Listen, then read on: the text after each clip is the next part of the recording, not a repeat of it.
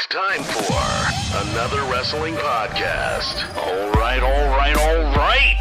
Are you fucking kidding me? Guys, I got blocked again on Twitter. I'm your mark of marks. That's the most reliable source on the interwebs. The social assassin at your disposal, bitches. All right. Whew, man, I haven't said that in a while. Guys, episode 227. Now, we've been off for a few weeks, months, whatnot. We had a summer break. We went away. Some of us got engaged. Some of us had jobs. We've been working our butts off. We've been just trying to relax, too. Enjoy a little bit of a summer break, if you will. And during that summer break, we decided, well, let's come back full force. Let's get back into doing some interviews with some of the greatest wrestling minds and talents of yesterday and today. So next week, we're coming back full force. Episode 228, we have none other than Sid Vicious, Psycho Sid Justice, joining another wrestling podcast, talking about anything and everything, if you will, with us. So what happened was, about a few months ago, or I forget how long ago, we decided to stop doing interviews. It became too much of a second job. You got to hunt down these interviews. You got to get the guests on the show, write the questions, try to make them different from any other interview they've ever done. So it just came to a point where we just kind of wanted to slow down, do our own thing.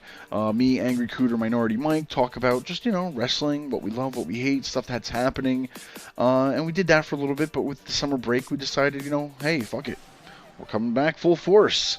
So next week, don't miss that episode. AWP is coming back. But this week, we want to play some of the best clips from some of the best guests we've ever had on AWP. Not the whole interview, because it's hours and hours of interviews out there, but we want to play some of the best clips that we thought, were memorable for AWP to kind of get you guys back in the groove before we come back in full force next week with a fourth man, I might add, by the way, which I'm not going to tell you now, so you'll have to tune in next week to find out who the fourth man of AWP will be. But all in all, guys, this is just a little bit of a throwback of the best of, if you will. Now, all these interviews that we're going to play clips of today, you can check out on anotherwrestlingpodcast.com. All of our links are on there. Like us, follow us, subscribe to us. How do you listen to a podcast, whether it's iTunes, Spotify, Stitcher, TuneIn, whatever. Whatever you listen to it, we're pretty much on it, so make sure you follow us and subscribe on all that. And for all you NFL marks out there, it's a new season. Antonio Brown is on the Raiders, Le'Veon Bell is with the Jets, Odell Beckham is in Cleveland, but the one thing that hasn't changed? It's where I'm putting my money down on all the games. MyBookie is the place to bet on football every weekend. MyBookie has better bonuses and more prop bets than any other sportsbook, period. This year they're hosting the first online handicapping super contest. First place is guaranteed to win at least $100,000, and it only costs $100 to enter. All you got to do is pick 5 NFL games against the spread every week to climb the leaderboard and score your share of a huge cash prize pool. Now, guys, I would only recommend this service because it's been good to me. That's why MyBookie is always the right place. You bet, you win, they pay. MyBookie has live in-game betting on every NFL game. They've got the most rewarding player perks in the business. And for you fantasy guys out there, you can even bet the over-under on how many fantasy points a player will score each game. Up to $1,000 first deposit bonus. Double your first deposit. Use promo code AWrestling to activate the offer. Visit MyBookie online today. That's MyBookie. And don't forget to use the promo code AWrestling when creating your account to claim the bonus. Bet, win, get paid. Without further ado, when we lined this interview up, I didn't think it was going to be like this. So if you know No Holds Barred, you know Zeus. Tiny Zeus Lister joined the show, and at that time, what was going on was that John Cena, I think it was the 20th anniversary of No Holds Barred, John Cena called out Zeus on Raw, and I was like, well, I know Zeus, I know how to get a hold of him, let me see what he has to say, and lo and behold, this unfolded. on the show without us really asking much to Zeus, so check this out. Let me guess. Your new brilliant scheme is to commemorate the re-DVD release of No Holds Barred. You went for over the limit and got me Zeus as my next opponent. Oh, no, he didn't. Yes, he did, and he does not look happy. I guess let's find out what Zeus has to say to John Cena. First off, welcome, Tiny. Thanks for joining us tonight on another wrestling podcast. Hey, I got some news for y'all, baby. And y'all gonna break it, okay? Breaking the news tonight? I want y'all to break the biggest news in the wrestling world, okay? All right. I want you to send a message. Do you understand me? We hear you. I'm just going to say I'm frightened right now. No, you better fasten your seatbelts. You better sleep with your lights on, because I'm from Compton, California. I'm 6'5", 285 pounds. I got a serious suntan. I'm from the biggest gang city in the world, so everything I say is real. This is the cat that you might come up, ended up in somebody's trunk. But you need to send a message to my cat right now, because my manager, Cindy Cowens, the godmother to my daughter, my pimp, she showed me something that was released in June. And it was after 20 years, they released the No Holds Barred starring me and Poop Butt Hulk Hogan. But you need to tell that guy named John Cena, whatever his name is, that's trying to be street. I'm a real cat. I'm from the hood. I did Tupac's second to his last movie. I work with Cube. I work with 50 Cent, the Tech-9. I work with Snoop Dogg. I work with Dr. Dre. I work with Akon. I work with Rick Ross. I work with Chamillionaire. I work with Fresh Montana. Man, you tell the cat. I heard he called me out, say he'll take on Zeus. Uh-oh. Well, tell him Zeus is answering his phone call. I like to meet him in the ring and Suge Knight his ass, okay? Tell him that. Tell him I'm going to make him my little bitch, okay? If he's a real cat, if the WWE can get their manhood back up, call a real cat from the hood. And I ride the bicycle like I wrote in the hit movie Friday, and I have some house shoes on, and I would beat him down, and I'll let Hulk Hogan sit in his little wheelchair on the side and watch. If you need a referee, get The Rock. But don't call me out if you're going to play. This ain't Flipper. This is Jaws. So, John Cena, I'm calling you out to all your fans. You want to come do a reality show? Take that makeup off, John. Oh. It don't look good on you. Be a real cat. Real cats don't wear makeup, John. Get off that reality show. I'll meet your ass in the ring. Wow, John. In your house. And I'm calling you out because I see the WWE that got too damn soft. Y'all wearing makeup, hanging out with Shamar Moore. Hey, you need to be hanging out with the hood. Don't play like you're a rapper. Be one. John, I grew up in Compton, California. I went to Compton High School. You better sleep with your lights on. You might end up in somebody's trunk. You messing with me, fool. Hey, all your Junior Cena fans, he's a paper champion. Meet me in the ring. Wow. And I'll beat your ass. Make you change your name to bitch. Oh, did you get the message? Did you get the message? I think we got it. Wow, Jonathan. Because I heard he showed me on tape where he said he'll whoop Zeus. I've never messed with this cat. I found him kind of funny. You know, amusing. Yeah. I was watching him on TV like watching comedy. So I'm up here. Like, he when they released the thing, he said, with his head in a cast, and some kind of bandage, I take on Zeus. Well, fool, you talking to Zeus now. Wow. And I'll meet you any place on earth. And I'll meet you in the WWE, and I need to retrain everybody in the WWE. Y'all done got too soft. Y'all let the MMA take over. But if you want to bring the ratings back up, well, bring a real gangster from Compton, fool. And I'll bring my hip-hop friends. I'll bring Snoop. I'll bring Cube. I'll bring them all. Get your ratings back up because it takes real men to get the ratings up. Boys can't. My grandmother said it's a difference between a man and a boy. They both got penises. Which one are you? Hey, John, which one are you? You better sleep with your lights on, fool. Wow. I should night your ass. Did you get the point across? Did you understand the message, all you little wrestling fans? Wow, we got it, Jonathan. Man, I don't know about you. This could be a setup for WrestleMania next year. What do you think? Oh, what? Hey, I left at the top. How do you think I was coming back? This is the biggest character actor in Hollywood. I've done almost 200 movies, okay? I've done 200 movies. I don't wear makeup, John. John, real actors from the hood don't wear makeup, Johnny. Johnny, hey, what you gonna do? Wear some high heels next, Johnny? Johnny, you see what you gonna do? You call that acting? Stay out them cowboy movies, John. Stay out them cowboy movies, John. That's not acting. That's degrading who you are. Wow, Jonathan. So we have the challenge. Talk about something? Yeah, man. The challenge has been issued. Hey, y'all can breathe and y'all can talk now too. Raise it. You can put your hand down. Yeah, I was going to say, I had my hand up the whole time. This is amazing. They got the message loud and clear. Wow, definitely. And Cindy Conway would negotiate my deal. Oh. Man, I hope to see you two in the ring, though. I mean, that, if anything, is calling out Cena, responding to him calling you out, so... Hey, I didn't mess with nobody. But if you call a real cat out from the hood, they will answer your call.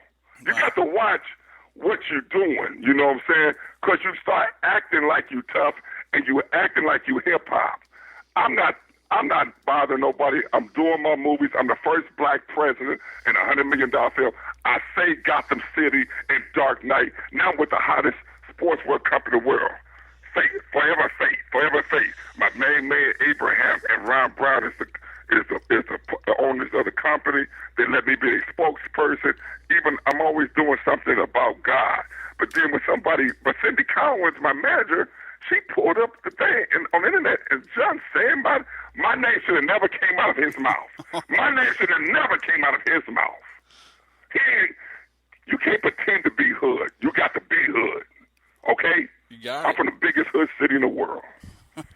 Well, so now everybody has got to deal with the consequences. Sleep with your lights on, America. You done woke up the wrong giant. Now, to hear the rest of the interview, guys, check out anotherwrestlingpodcast.com. Zeus is up there. Great guy, but man, I'm glad it was over the phone and not in person. Guy is definitely intimidating.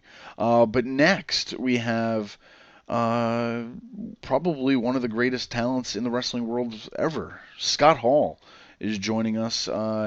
We talked to him a little bit about what's the possibility of working backstage at maybe WWE, NXT, or whatnot. No, this is what he had to say. Now, Scott, a lot of your friends and coworkers are currently working for the WWE in some capacity. Have you ever given much thought to coming back to the WWE to work behind the scenes? I would certainly welcome that opportunity. I think the best thing I can do to put myself in that kind of position is to just continue to make good choices, and do the right thing. WWE's always been there for me. Even when I was the guy who left and caused a shift in the ratings, the WWE was there for me when I wasn't there for myself. I paid for the first 5 or 6 rehabs. They paid for the second 5 or 6. So there's always been a relationship there. Now it's up to me to continue to keep my stuff together. Where I've learned, that when I'm doing the right things and keeping my stuff clean and straight, my phone rings. Like, opportunities are there. So I'm just focused on that. If it's meant to happen, it'll happen. I would love to work it out. I just love being around the young guys. It's kind of the way I broke into wrestling. Guys helped me. I'll never forget one time I was coming back. I broke in Charlotte, and when the business was changing. Like, it was more about television and merchandise then. Like, but you had to have a certain look. The look was becoming real important. That's the performance was almost secondary, because the matchmakers would put a guy with the look with a guy who could work and have matches. So I was like too big to do jobs and too green to really go over. So I was just I was barely getting any matches. I was working like once or twice a month. And the business was catching on fire in Charlotte then, because like Flair was there, Dusty was there. You know, the Horsemen were getting red hot. I remember one time I came back from like the second match. I was on second or something. I came back and Tully Blanchard pulled me aside. And I was like, wow, cool. Tully Blanchard's going to say something to me about my match. And I was all marked down. He goes, hey, kid, there are a couple things you did. They were really good. Go ahead and keep those. He goes, that one time you did that, well, it was horrible. Don't ever do that again. Don't ever do that again. And I was like, okay, like, thank you, Mr. Blanchard. He goes, oh, don't be confused now. It's not that I care that much about you. He goes, but I don't want you killing the crowd off before we go out there because we drew the house.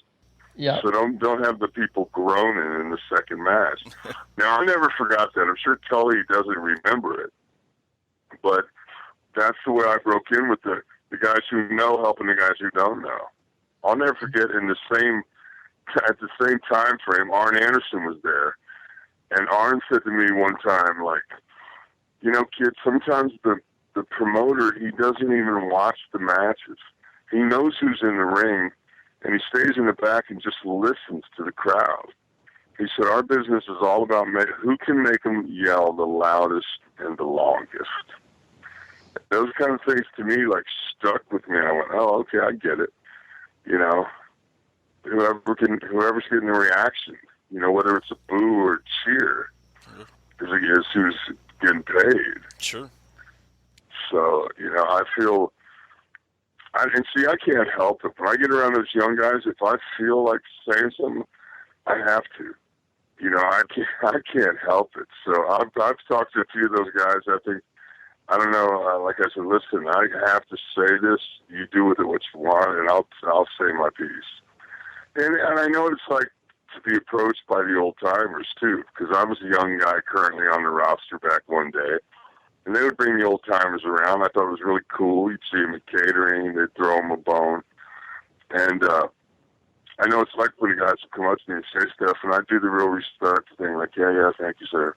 And some guys, you know, I listen to more than others, so I still have that in my mind when I'm approaching these young guys about stuff, like, hey, kid, you know, I realize that, like, they're looking at me and I'm thinking, wow, in the back of their mind, are they thinking, yeah, whatever, old timer. Now, depending on how long you've been listening to us lately, one of the OGs of AWP, Jonathan Benjamin, who started the show with me, me and him did the interviews, whether he interviewed somebody, I interviewed somebody, we both interviewed somebody. That's how we did it for a while. But here he is talking with AJ Styles while he was still working in New Japan Pro Wrestling, talking about independent wrestling, basically. At that time of how much wrestling in itself was in a boom period and how much it's grown over the years. And maybe, I believe he talks about some of his best friends in the business. So check this out. What do you currently think about the current state of independent wrestling? It's kind of going through what people have been calling a boom period. Are you just excited that there's such an interest in independent wrestling these days? Well, I think there's a reason for that. I don't think that the wrestling that we're seeing on television, whether it be TNA or WWE, is giving the people what they want to see. You know, they try to tell them what they want to see, but they just don't want to give it to them. So they search out independents, and they're, giving them, these holes that are in the wrestling that's on TV, independent wrestling is providing. Mm-hmm. And I think that's why we're seeing a boom now. And it was a shocking surprise to me to be in that bubble that I was with TNA for so long. And then, okay, I'm back on independents, and the first independent that I go to, it drew more people than the house shows that TNA was putting on. Yeah. So it was a pleasant surprise to know that independent wrestling was not dead. Far from it. Where do you think the fans are the most passionate about professional wrestling? They always have been, as long as I've been going over there. It's the UK. Pretty much if you ask anybody, any place that they ever went, these people are just, they love pro wrestling. And they're always great crowds. Just always, you can count on it every time you go over. Definitely Canada is up there as well. They really enjoy pro wrestling. It's like a part of their culture, you know. So, but and the fans in Japan are, you know, a different crowd. You know, they're not as rambunctious, but they show a lot of respect to every one of the wrestlers, whether they're a heel or babyface. They show them a lot of respect.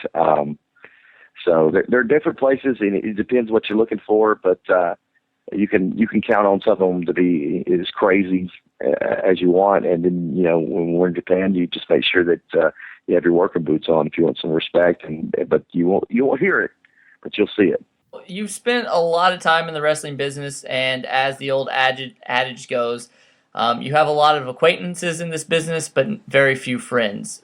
Who are some of your best friends in the business of wrestling? Well, you know, lucky for me, and not many people can say this when it comes to best friends, and definitely not wrestling, but, you know, I have three. There's three guys that, you know, if they're on a show, I want to be with them. If, you know, when we were all at TNA together, we were all together. You know, that's Samoa Joe, Christopher Daniels, and Frankie Kazarian. Those guys, literally guys I can call 3 o'clock in the morning to go get me on the side of the road, and it doesn't matter how far I'm away. So those are guys I can count on, you know, call at any time, and I am blessed to call those guys my friends. Do you ever watch NXT? I haven't watched a lot of it, I got to be honest. And even though I have the WWE Network, I have it, and I just, you know, it's hard for me to find time to watch it. You know, a lot of times I'm watching Nickelodeon or the Disney Channel, whether I like it or not. That's what's on my television. I have 4 children, so that's what they want to watch. So, you know, but sometimes when I'm working out, if it's on a Monday night, I'll, you know, and it's just me and the TV, I'll throw it on and work out and watch a little bit of it. I just don't really have the opportunity. You know, I do get on YouTube, especially if I know that I'm going to work someone, and I don't really know them that well. I'll watch some stuff on YouTube about these guys. That way I'm prepared and, you know, to put on a great match, you know, because at least I know who I'm working and what they do and what their style is. So, you know, but yeah, I think I may be missing out on some NXT. I think there's a lot of great wrestling going on there, and I need to get to watching it. You know, we try to get anybody and everybody on this show to talk about anything and everything. And one of those guests of anybody who could possibly join us was New Jack. I never thought I'd be talking to New Jack on our show. And great guy, great. I kind of tells it like it is, you know, if you will. But we talked to him about coming back from retiring, about Vince hating him, and how he hates Jerry Lawler. Check this out. I was at your last match too, in 2013, where you fought Necro Butcher. What was it like, you know, to call it a career that night? Do you have any regrets stepping away, or was it just time for you? I know you said you probably make appearances here and there, but you know, that was technically the official day. But how did that feel? It feels all right. I mean, I stayed at home for like about 2 years after that, and I found myself getting bored. So I started contacting promoters again, you know what I mean? And I would go out and do appearances, you know, and do a show every now and then. But I mean, I feel like I accomplished a lot, you know what I mean? I made a name for myself, whether it was good or bad, in the business, you know what I mean? And I did stuff that people would imitate, but, you know, they can never get it right, you know what I mean? And I left a lot of memories in the business, and that meant a lot to me. Because I see people copying my shit all the time, Bubba and Devon. I mean, you know, that meant a lot to me. We know in the past you had talks with the WWE in which you turned them down because we know there's no way that New Jack would fit into that landscape. But how important was it for you to own your own name and your character out on the independent scene? And do you have any advice for any other wrestlers who build up their names in the indies just to lose that name to a big company like WWE when they sign? That was my whole deal when I did go and talk to them, and they wanted to own the rights to my name if I ever came there and worked and got fired or quit or whatever. And I always said there's a life after wrestling, you know what I mean? And people know who New Jack is, and nobody knows who Jerome Young is. So I couldn't go nowhere and make a penny off of my real name, you know what I mean? So I kept my name, and I just had to take what came along with it. which was not getting a job with WWE. But I mean, I didn't care because I wasn't gonna hand them my nuts and let them cut them off, and I'm just sitting there, with nothing to do now. You know what I mean? Mm-hmm. Does it bother you that, when WWE talks about ECW, to where maybe it has to do with that deal, that they never really recognize you as one of the guys who helped build that company? I mean, they always mention guys like the Dudleys or RVD, Dreamer, Sabu, but they never really talk about the original gangster. The reason that happened is because I did a couple of interviews about Vince McMahon, and it got back to him. And he was offended by it. So, I mean, I was always shit to him, you know what I mean? And, I mean, he went on record and said that I was the devil. He did an interview one night and said that New Jack is the devil. You know what I mean? Yeah. So I thought the shit was funny. But, I mean, they don't mention me in a lot of the, books and encyclopedias that come out, but I don't care. I mean, everybody know I was there, so I mean, I don't care. Sure. And I got a question from one of our co-hosts. It says, back in 2012, Jerry Lawler suffered a heart attack on Raw, which led you to tweet your feelings about him. Was there a specific incident that caused you to have these strong opinions on him? I never did like Jerry Lawler, and the time that I really hated that motherfucker was, it was a match that, do you remember Jackie? Mm-hmm. It was a match that she had. And Gary Jarrett and Jerry Lawler, we was in the Mid-South Coliseum. And they were sitting up top. And I was going up there to ask one of them a question. And Jerry Jarrett was talking to Lawler, and he said she looks like a little wet dog. Because they were doing a match in the ring where they had like a big tub that was full of mud. So the loser got thrown into the mud, and into that tub. And when Jerry Jarrett said that, Lawler said, yeah, she looked like a little black wet dog to me. And they started laughing about it. And I'm standing right there. So then when I popped up, they were like, oh, chill. You know what I mean? And from that time, I never did like that motherfucker after that. Sure. And when he had a heart attack, I said, yeah, I hope the motherfucker dies. I didn't bite my tongue about it, and I would have said it to his face. You know what I mean? And that was why I said it. Now, as an interviewer, as you interview people through the years, how many times can you ask the same question? Oh, what's your favorite match? Oh, what do you think about this? What do you think about that? So it's hard for an interviewer to try to come up with new questions to ask the wrestlers. But sometimes, you read online, you find a story that's pretty interesting, and you want to hear about it yourself. So none other than Ricky the Dragon Steamboat we talked to, and he had an interesting story about when he came back to the WWE. He was going under the moniker of the Dragon, right? And where he was blowing the flames and stuff in the ring. Well, we talked to him about a story about how he learned how to blow the being like a fire breather, if you will. So check this one out. You left the WWE. You came back as the Dragon, breathing fire occasionally. Now, I just learned about this story today, which I think the fans would find amusing. But could you let them know about the time they sent you to get fire breathing lessons and the incident that followed with your teacher? Oh yeah, well, the company went to Barnum and Bailey, and from what I understand, their fire breather guy didn't want to teach me or let out the secrets of really how to do it. So they found one of those little parking lot circuses that you see in Florida. Yep. I was living in the Carolinas. They flew me down and knocked on this little trailer, and this very light-skinned, red-headed guy, his name was Brian LaPalme, answered, and he was so excited about showing me how to breathe fire. And he was a wrestling fan, and he was honored and all that. And so the big top, the big tent, was not finished yet. And he says, he was so excited. He says, I want to show you. Let me show you. So he says, I use kerosene. and kerosene lights up with all these different colors. You know, a lot of people use, grain alcohol or moonshine or whatever, but that comes out like a white flame. He says kerosene comes out in reds and blues and yellows.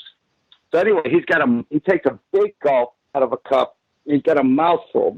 Just let me back up. He says, now, whenever you do it outside, hold your torch and always watch which way the flames are going on your torch. Obviously, you want the flames to be going away from you. That means the wind is coming from your back, so that when you blow into the torch, the ball of fire is going to go away. Yeah. And I said, okay. So he fills his mouth up with kerosene, and he's holding the torch up, and he's looking at the wind, and it was pretty gusty. It was pretty gusty that day. Mm-hmm. And just as he puts the torch down to his mouth and blows, the wind shifts, and he blows out this mouthful of kerosene, and of course the wind blows the kerosene all over his face. Now I'm watching this professional who told me he's been doing it for 10 years, running around the parking lot with his face on fire. Oh my God. He's going, no. And he's patting his face. And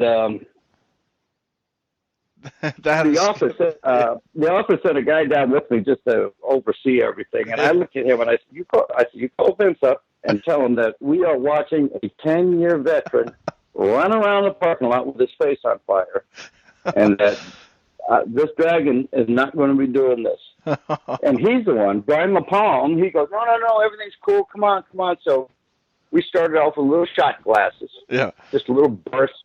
And finally, the tent got put up, and we were able to go inside, more of a controlled environment, and it was showing me. And we ended the day, came back the next morning, knocked on his little trailer, and he shows up. He opens the door up, and he's got all these water blister bubbles all over his face. And I mean, I scared the heck. I said, "Oh my God!" And he was, "Oh no, I just wanted to keep him to show you. It's just as a little joke thing, And he took him and he started popping them on his face. And then we went into the big top, and I worked my way up to where I could do a mouthful of kerosene. Yeah. Well, that was just a great story. I mean, your first day to learn from a guy, and that's what happens. So. Yeah, and he's the pro, and he's running around with his face on fire. He burned off his eyebrows, the front hairline of his hair. Now, this is a fair-skinned guy with freckles, red head, light skin, and the next day, I mean, it looked like he's been underneath the sun lamp in his face for a day. One of my favorite wrestlers is Rob Van Dam.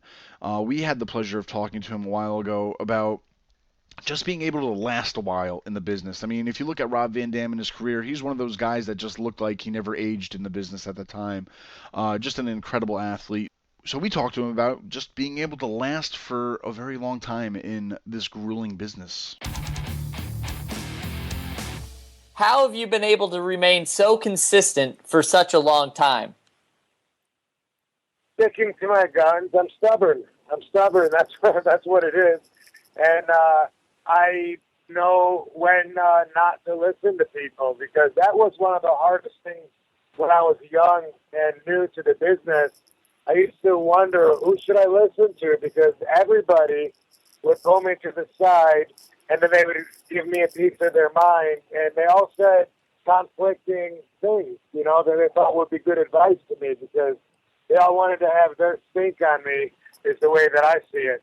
They wanted to be able to say, I helped him when he was young, I helped train him, whatever. But there was a lot of conflicting advice, and when you're young, you got to make the right call. Gee, should I listen to this guy? This guy says, don't look at the people. This guy says, hey, you got to connect with the people. This guy says, hey, slow down. This guy says, hey, keep it up. Keep, boom, whatever.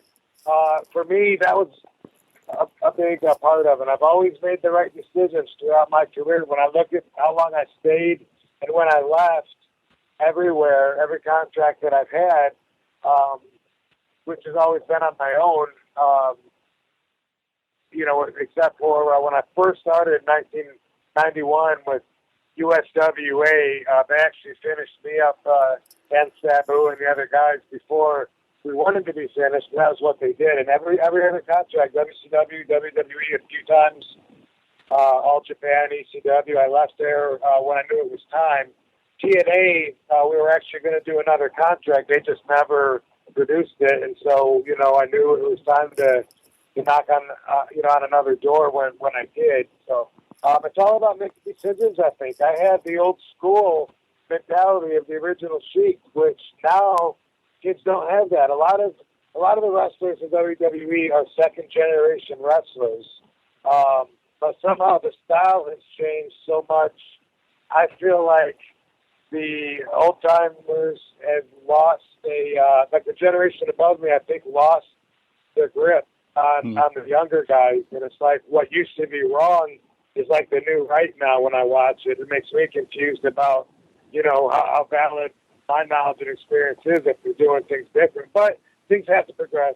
Sheik told me way back in the day, don't listen to anybody else. Ask them; they don't know what you're talking about. And that was, I think, that was the advice that helped me out the most. And being consistent, sticking to my guns when everybody wanted to change me, and then here I am, standing the test of time. Wow.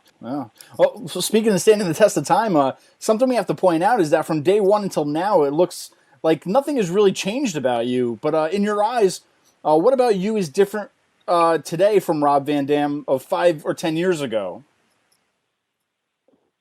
Well, I'm always improving. Like that's when I left WWE in 2006. It was very important for me to experience other things in life. I've been wrestling my entire adult life since right out of high school. And, I do the Rolling Thunder, people cheer, town to town, okay. But I wanted to get in touch with the spiritual side. I wanted to better myself as a person, thereby bettering life. And because I've really been involved in that, whenever I look back at myself, I always look at a lesser version of me. When I look back even further, like if you want to go like 15 years back, and I think about the people I knew at that time and the relationships I had and whatever, a lot of times I just think I was a jerk back then. Definitely worse before then. But I'm always improving, and, like you never know what the future holds. But if I went back 5 to 10 years and talked to a 5 or 10 year younger version of RVD, I'd be like, bro, don't even worry, man. The future is great. It's awesome. Right now, I take my shots. I work when I want to. I'm off whenever I want to. I got a house in LA, a house in Vegas. Go back and forth whenever I want to, and part of my ass off. I'm supposed to be in. Actually, I'm going to be doing my second movie of this year in a few weeks, and then there's 3 more that are on the table that should happen this year. And so I'm actually like so busy that I'm trying to find time to do certain things that I want to do that are even business related, and that's a good thing because it's all stuff that I want to do, so it's all positive. Stuff that I don't want to do, I don't do. Mm-hmm. That's another way that I've always been successful and gotten ahead and been able to stay true to me. Is I don't do a lot of things that I don't want to do. I mean, there's paying your dues. There's the yang to the yin. Sometimes you gotta clean up dog shit if you want a clean yard. I mean, don't get me wrong, but a lot of people live with a lot more hate and a lot more guilt and a lot more negative energy than I allow into my life. I said before, to being an interviewer, you get to talk to a lot of these guys, and you have to come up with questions. We spend hours, trying to do research of just questions that haven't been asked. It's a hard gig. Try doing it. Try thinking of an interview where, questions that have never been asked and something you want to get out of somebody. It's hard. But what we like as interviewers is where you ask a question, and then the interviewee just kind of answers like 5 questions with one it has 5 answers for like one question that we ask, and that's a great interview because the ball just keeps rolling with them. And one of the guests that we've had whether you love him or hate him, Jim Cornette was probably one of our greatest interviews we've had on AWP, and I love how when you ask one question, it just leads to other answers of questions you might not have asked or stories you didn't even know about, and he just brings it up, and Jim's that kind of guy, and to where, you ask one question, but he can lead into several different stories with it, so check this out. I guess one of the big things that I would like to talk to you about, too, is that you were a huge part of OVW. You mentioned some of earlier about how you worked in the Louisville Gardens with them, and it was a huge amount of success, creating and developing talent that they're still using today, quite frankly. Do you think that NXT is the people are going to get as exposed to the business that they did whenever you were working with them in OVW? I haven't been there, but I've seen the pictures. It's a state-of-the-art training facility. They've pumped a bunch of money in it because the son-in-law wants to look like he knows what he's doing. They pumped a lot more money in it per month than they gave us per year. But we trained the John Cena's and Randy Orton's, the Batistas, Brock Lesnar's, Shelton Benjamin's, Victoria's, and on and on. 100 and some wrestlers went through OVW that later got national spots on television because we put them in an old-fashioned territory with a local television show, made them local celebrities, put them not only in wrestling school but also in live events, and we trained them to be wrestlers. The one thing that a problem I have with NXT now is they seem like they train guys to be gimmicks. We didn't necessarily, we gave guys gimmicks if they were bland, if they were boring, but we more or less tried to train them to be professional wrestlers and to have them get experience in a variety of different situations and then find what would come out of them and then lead them in that direction, not say, okay, we need a belly dancer. Who's going to play that part? And, they also, the thing is, you have to have a talent roster where there's main event guys, there's intermediate guys, middle card guys, and there's preliminary guys. And you have to have people to fill all those spots. And that's why we would bring wrestlers into OVW as preliminary guys, and we would move them up through the intermediate and finally make them main event stars if they leave them alone long enough. You have to get experience like that. You can't just train everybody to be a star because of all the people on the card, half the guys are there to get beat. And unfortunately, when you try to just say, I'm going to train a bunch of stars, well, no, you're not going to train a bunch of stars. You're going to train a bunch of wrestlers, and some of those wrestlers that have that talent in them somewhere are going to become stars. So it's just a different way of looking at things.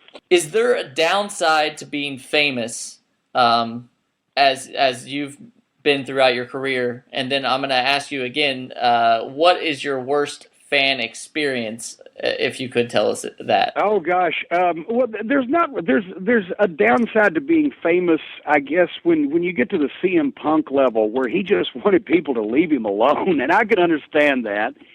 And he's a more private person, but you choose that life. But there's always a downside to being famous in a lot of cases. Especially, Michael Jackson couldn't go to the grocery for heaven's sake, and it might have been better for him if he had gotten out in the real world a little more. But at the same time, we had a lot of bad fan experiences back in the old days when people still believed. I've had people attack me physically. We've had people try to run us off the road. I had somebody actually vomit on me on purpose coming back from the ring in Little Rock, Arkansas one night. And at the time, we hated it, especially the lawsuits that erupted or the fear for your life. Are we going to be killed or knifed or whatever? But now I almost long for those days because at least we had big arenas filled up with thousands of people coming back time after time to see us until we got our ass kicked. And that's lost when everybody knows what's going on with wrestling these days. So it's a double-edged sword. Every time something changes, it may be good, but there's a negative impact also. We had a ton of fan interaction back in the old days, and another project that I've actually been involved in over the past couple months is marketing the classic Lost Carolinas films on my website, JimCornette.com. And I'll tell you how stupid Turner Broadcasting was when they bought Jim Crockett Promotions. And they came to Charlotte to clean the office out, take everything back to Atlanta. They took the TV tapes, they took the the rings and everything. But I told the janitor at Crockett's office, I said, if they go to throw anything away, related to wrestling, posters, pictures, whatever, call me. Instead of throwing it away, I'll take it because I collect wrestling memorabilia. So he calls me one day, he says, yeah, we got a big stack of posters and got some pictures and a bunch of boxes of film. What? I'll be right over. And there, over on Briar Bend Drive, where the office of Jim Crockett Promotions was, sitting next to the dumpster on the curb on the street waiting for the garbage truck, was every single arena match that had been filmed on 16-millimeter film from the 1970s that still existed, that they had thrown away. They weren't TV tapes. It was just a bunch of old film. No, who would want stuff like that? And it was Johnny Valentine and Wahoo McDaniel and Flair versus Steamboat and the Anderson brothers and Funk and Briscoe and Race and every great NWA star. Almost 40 hours of this stuff from the 70s that, if not for me hauling it off, would have gone to the garbage and been lost forever. And that's how, once again, that plays into what I said about corporate people not being wrestling fans, not appreciating the sport of wrestling and its history. And so on those films, I had them transferred to video, and I've actually just now transferred them to DVD, and I put them up on my website for Christmas. So if you'd like to see what all the fuss is about, the complete story and the list of contents is on the website, JimCornette.com. But you see in these films the fans' reaction. They lived and died by the baby faces that they loved, making comebacks and being beaten down. And you see fans jumping and attacking Ric Flair when he leaves the ring because he was such an evil heel. And you see them explode and throw babies in the air when a guy like Ricky Steamboat scores the pin. And it was a completely different world. And I was having this conversation with Dave Meltzer where he said he could watch less than a minute of one of these matches and see that those guys were better, more polished performers than anybody in the business today, because not only did they do it every night of their life, but they also had that reaction to learn from, because ultimately wrestling is about on-the-job training. You've got to have the athletic talent, you've got to have the mind for it, but you've got to go out in front of people and by their reactions find out what works and what doesn't work. And that's how you learn and get better. And it takes guys who, the WWE guys only wrestle 3 or 4 times a week now, and independent wrestlers might wrestle 5 or 6 times a month now, whereas in those days, the 70s and 80s especially, we sometimes would have 10 matches in the course of a single week. It's a different world. And now what's great about our next little clip is Eric Bischoff, recently was assigned as a producer role for SmackDown Live. We talked to him a few years ago about, the task of having to write 3-hour Raws or 2-hour SmackDowns and just doing this week after week after week to kind of, it's a hard job. That's a lot of TV to write every week. And so what's nice about this interview is that he kind of gives his thoughts about producing these shows before he was assigned to be a producer a few years later. So check this one out. What do you think is the hard part about booking such a long show? Back then, maybe compared to today's audience, I mean, it's definitely, I think, a different vehicle, at least. Well, it's not only, WWE is not only producing a 3-hour show, they're producing a 3-hour live show 52 weeks a year. And then on Tuesday nights, they're producing a 2-hour live show 52 weeks a year. And on top of that, they've got, ancillary programming like 205 Live and Next and all that other kind of stuff. Oh, and by the way, on top of that, they're touring 300 live events a year that are not televised. So the sheer workload of it all, kind of overall is mind-boggling to begin with. But when you talk just about the television show, a 3-hour format, there's a lot of things that are hard about it. Mm-hmm. It's the travel, the logistics, the amount of talent that you have to keep on your roster, because you can't just have the same people wrestling week after week after week. You kind of run out of ways to mix them and match them. So you need to have a pretty massive roster. You're telling a lot of stories to fill a 3-hour episode. You know, add to that the fact that, you know, injuries and personal issues and, you know, other challenges pop up, you know, in the middle of all your plans. You know, we saw, you know, what happened with Enzo Amore the other day, or a couple of weeks ago in New York. You know, things like that happen. People get hurt. You know, you have legal issues pop up, family emergencies, people get sick. You know, so no matter how much you plan ahead, there's always something that's going to force you to go back to the drawing board and literally rewrite a show, you know, hours before airtime. And that's a hell of a challenge. You know, until you've done it, it's just really hard to explain just how big of a challenge that is. Sure. And I think one of the other things, and on the other side of it, that's what makes it hard as a producer. From a consumer point of view, an audience point of view, you know, the challenge as a producer, though, is in today's environment, even more so now than much more so now than when I was doing it. It's so much harder to keep the audience's attention, because now, you know, a wrestling fan will be watching, you know, Monday Night Raw and also watching something on their phone. Yeah. And going back and forth on the internet and seeing what other people have to say about what it is they're watching, you know, as it's happening live. So it's much harder to keep people's attention and their focus. And on top of that, just to make it even more of a challenge, there's just so much more content out there. Yeah. You know, it's harder. And not just for wrestling, for any kind of, you know, traditional television production network or production company or television network. It's harder to get people to sit and watch content on television because, you know, there's so many streaming opportunities. There's the internet. You know, there's mobile phones. There's apps. There's video games. There's so many things now that grab the audience's attention that you've got to really create compelling content to get them to watch your show each and every week, and especially for 3 hours. Audience now has an attention span, you know, of about 6 minutes.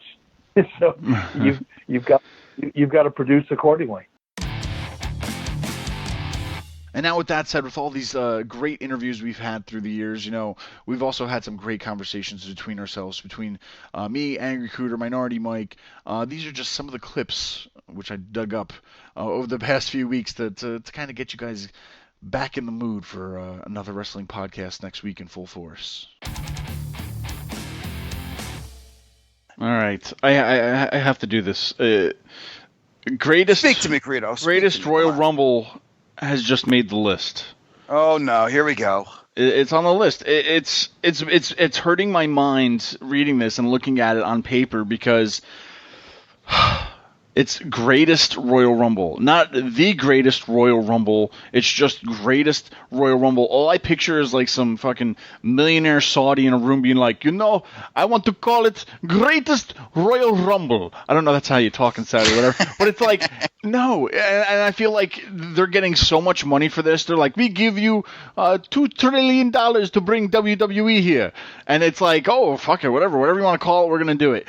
The fucking name is pissing me off. Greatest Royal Rumble. The Royal Rumble just happened in January. You're going to give this much money to put on a show in the Kingdom of Saudi Arabia, and you're not going to even give it like a fucking new name? So, like, call it like the Saudi Arabia fucking Mania or something. There you go. Can I have a request? What? I want Credo to be the Saudi guy talking to Mike as Vince McMahon, trying to get WWE over to Saudi Arabia to do a show. Let's see if I could sell you this idea of the greatest Royal Rumble, Vince. Can we do this? Call me into your office or something. How we do this? I don't know. Let's just see. No, you're the customer. You have to call Vince. All right, I'm calling you. The phone's ringing. Oh, this is Kevin Dunn, Vince Phones.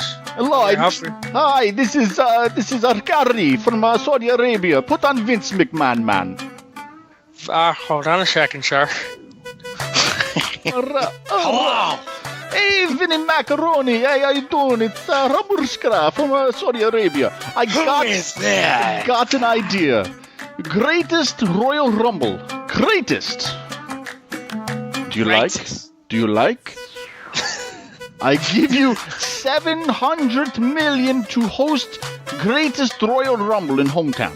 What do you say? Damn it, let's go.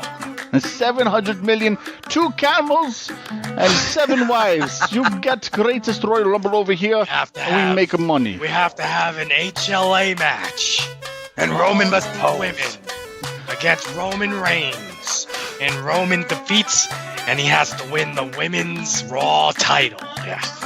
No. We don't accept women in Saudi Arabia without permission, of course. No women on the card. Give me a 20-man battle royal. Women's Revolution now. No. Give me 30-man battle royal. 30. Women's Revolution. No. That's the thing. No. How about 40-man battle royal? How much money we're talking? All right, 50, and that's it. 50-man greatest Royal Rumble match in the history. Women, let's do it. All right. Well done, gentlemen. All right, so that's how it all went down, guys. Believe it or not, we had the inside dirt on that one. So I believe they got the.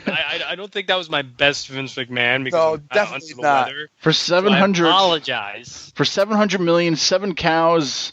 Or no, 7 wives and a few goats or something. That was the kind of deal. 2 camels. 2 camels. Great fruits and the genetic jackhammer. You know what really impresses me about this list? What's that? Well, I mean, Buddy Murphy. That was my whatchamacallit. I did predict that. I did say he'll get sent to the main roster after dropping the belt to Tony Nese. Thank you very much. Called it. Gush. I'd also like to just point out there that they broke up Chad Gable and Bobby Roode, and Chad Gable going to SmackDown. That's my sleeper pick right there, ladies and gentlemen. I think that's fuck you because great he's still move. my sleeper pick. Still my sleeper. 2019. I've been breaking your balls for a year. Now you just look at the bright side. Now you get to do it to me for a year. And I don't care. Were you ribbing me or are you serious? No, I'm ribbing the fuck out of you right now. Making sure. I'm just making sure because I'm serious. I'm going with Chad Gable. Again? I have faith. Is this the main event? No, there's. The Charlotte Hall rupturing her titty. Ruptured her. So she was in the Money in the Bank, and I don't. Titty? That's the surprise that we don't know. But Yeah, which one? Can you imagine if it's the droopy one? The droopy one. So there's been a report saying that she's supposed to be undergoing surgery soon to repair a ruptured implant. It's reported that it occurred prior to WrestleMania 34, but she held off on surgery so that she didn't miss her match with Asuka. Good for her. She's been successfully able to keep it a secret until now. Even ESPN, the body issue photo shoot, managed to shoot around it, they said. It's I don't know. I think they're saying also that she has continued to wrestle because she wanted to work the European tour, which is good money, I guess, for her. But after that, the plan is for her to have surgery. And so that'll be have some downtime before SummerSlam. I don't know how long you have to be out for a ruptured titty, or I don't know what is it like 5 months, 6. I don't know what the diagnosis is on that, but this you guys keep talking. I'm gonna figure this out. People get so mad at me because of all the jokes that I make about that botched boo job from the movie It. But let me explain something. I've also said she's the most talented women's wrestler on the roster. She could potentially be the greatest women's champion in the history of the business. She constantly puts on the best matches. You know, she gets herself in great shape for these big events. But, dude, I know I nitpick on this, but, dude, this is the greatest thing that could have ever happened to her after that fucking hacked cloud incident where we got to see that left titty that drooped down like Jim Ross's eye. And and now we finally get to get these things fixed, bro. Remind everybody, all the hate mail can go to Twitter Stop. @AngryCooter. Dude, don't care. Seriously, if you've seen a picture of me, seriously, my nose is so crooked it looks like I've been hit like 30 times.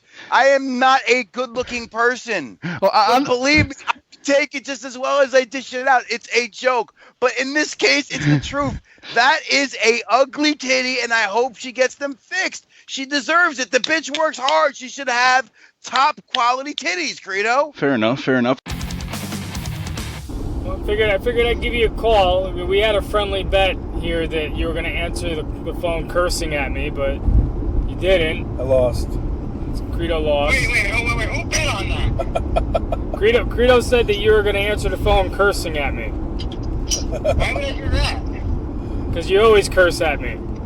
I'm more used to, I was more shocked at the fact that you guys actually called me instead of texting me like a bunch of fucking schoolgirls. Well, because that's my favorite thing. Like, I'll call Credo because I need to have like a I'm always on the quiet conversation. So yeah, I'm in the quiet car. I can text you for the next half hour. I can respond. Fuck you. I got time, motherfucker. Cooter's a phone person, I'm ladies and driving a gentlemen. mail truck, throwing Amazon out the window. So everybody listening, word of advice, just shoot Cooter private messages and text him. Don't call him. Never call.